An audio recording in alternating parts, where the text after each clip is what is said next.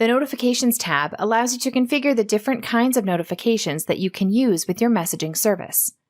The Message Waiting Indicator allows you to configure the voicemail system to notify your phone whenever you receive a new message on handsets that support message waiting indicators.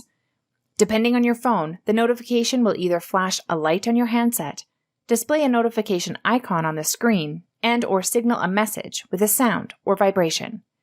Check this box to receive notifications on incoming messages and specify which messages to receive notifications on here. Click Apply to save your settings.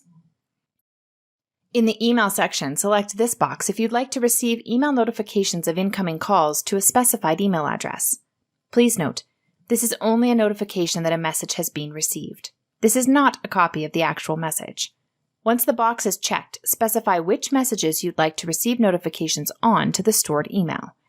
If an email is not stored, click New Entry and enter the email address. Click Apply to save your settings. In the Outdial Notifications section, you can configure the voicemail system to call whenever you receive a new message. You can choose which types of messages you'd like to be notified about and specify the hours you'd like to receive these messages by clicking Schedules.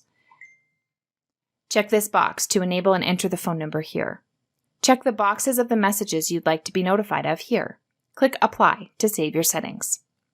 In the Override Notifications section, you can configure the voicemail system to notify you differently for a period of time. For example, while you are on vacation, you might only want to be notified of urgent messages, and you might want to be notified differently. To enable, check this box and specify the expiration date and phone number you'd like to be notified at. Choose the specific type of messages here. Finally, set the limit and delay between retry attempts until the message is marked as read. Click Apply to save your settings.